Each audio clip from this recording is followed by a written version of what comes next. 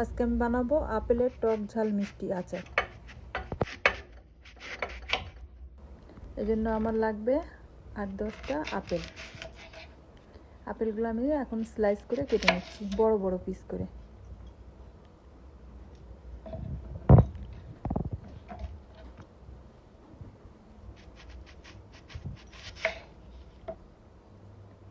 আপেলের আচারগুলোর জন্য বড় বড় পিস লাগবে, এই জন্য বেশি যাতে না গলে যায়, এই জন্য খেয়াল রাখতে হবে।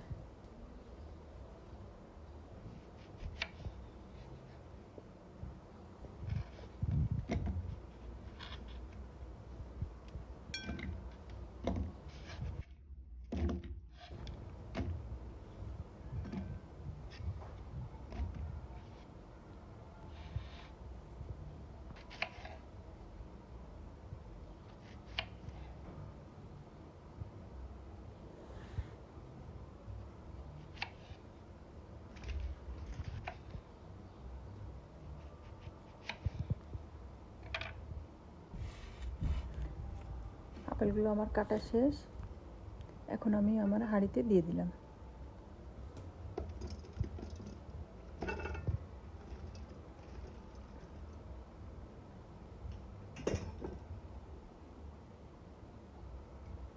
এখন এর মধ্যে দেওয়া লাগবে ভিনিগার। 1 কাপ ভিনিগার দিয়ে দেবো এর মধ্যে।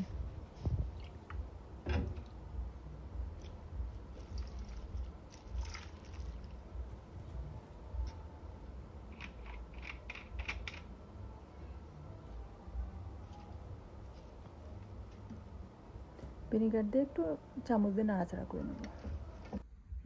আর লাগবে 2 কাপ চিনি।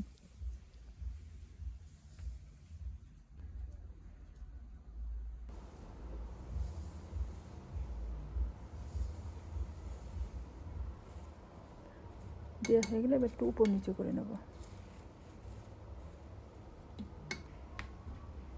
দিয়ে লিডটা দিয়ে দিলাম। এখন আমি মশলা প্রিপেয়ার করব। মশলার জন্য আমার লাগবে শুকনা মরিচ 7-8টা, সিনেমন স্টিক 2টা, আর এলাচ দিয়ে দিলাম 6-7টা, পাঁচফোড়ন 3 চামচ,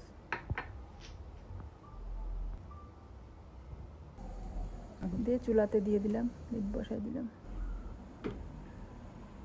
এখন এতে দেবো আমি 2টা সিনেমন স্টিক, 2টা শুকনা মরিচ দিয়ে লিড দিয়ে দিলাম, আর এলাচ 6-7টা দিয়ে লিড দিয়ে দিলাম। সামান্য একটু লবণ,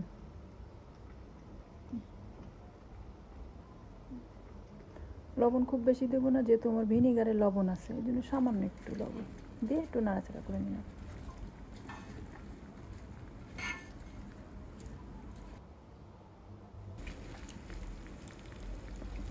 এবার ঝোলটা দেখতেছি, চিনির শিরাটা গলে গেছে।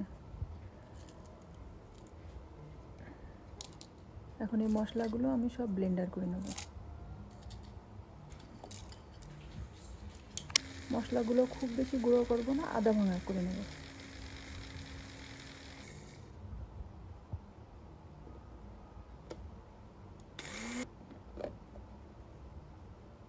হয়ে গেল আমার মশলা, এগুলোর মধ্যে দিয়ে দেবো, সব থেকেই দিয়ে দেবো।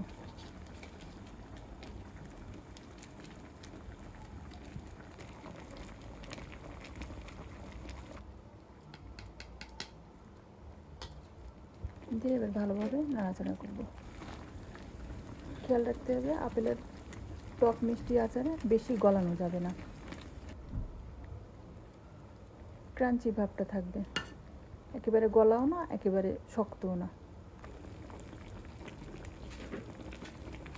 তাহলে আচারটা খেতে ভালো লাগবে।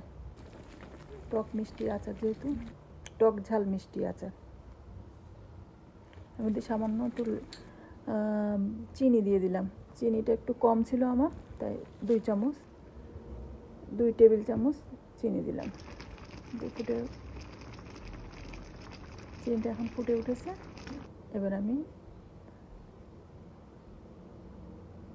নামাই দেব।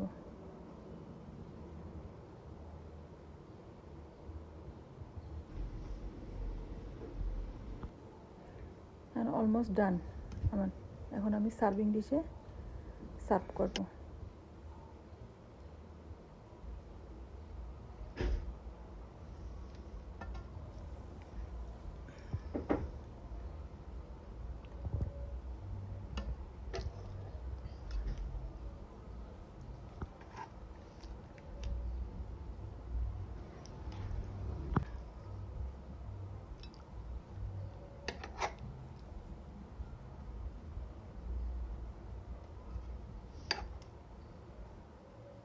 হয়ে গেল আমার আপেলের টক ঝাল মিষ্টি আচার।